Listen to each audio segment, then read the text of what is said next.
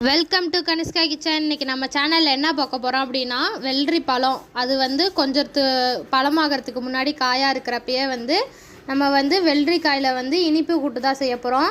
First வடைச்சட்டி வச்சுட்டு எண்ணெய் வச்சிடலாம். எண்ணெய் நல்லா சூடானதுக்கப்புறம் கடுகு உளுந்தம்பருப்பு போட்டுட்டு அது கூடயே வரமிளகாய் 2 கிள்ளி போட்டு கருவேப்பிலை போட்டு நல்லா தாளிச்சிக்கலாம். அது கூடயே நம்ம கட் பண்ணி வச்சுருக்க வெள்ளரி காயும் சேர்த்து நல்லா வணக்கி எடுத்துக்கலாம். காய் நல்லா வதங்கினதுக்கப்புறம் நம்ம எந்த ஒரு தண்ணியும் சேர்க்க வேணாம். ஏன்னா அந்த காயிலிருந்தே தண்ணி பிரிஞ்சு வரும். நம்ம ஒரு கல் உப்பு அதில் சேர்த்துக்கலாம். ரொம்பலாம் உப்பு போடணுன்னு அவசியம் இல்லை. நம்ம இந்த வெள்ளரி காயோ பழமோ சாப்பிட்டாலும் நாட்டு சக்கரை வச்சு சாப்பிட்டா தான் அதோட டேஸ்ட்டு நல்லாயிருக்கும். அதனால அது கூடயே நம்ம நாட்டு சக்கரையும் தேங்காய் பூ திரி வச்சுருக்கதையும் சேர்த்து இறக்கிட்டோம் அப்படின்னா சூப்பரான வெள்ளரிக்காய் இனிப்பு கூட்டு ரெடி ஆயிரும். நீங்கள் மறக்காமல் இந்த டிஷ்ஷை ட்ரை பண்ணி பாருங்கள். இதுவரையிலும் யாரும் செஞ்சு நான் பார்த்ததில்ல.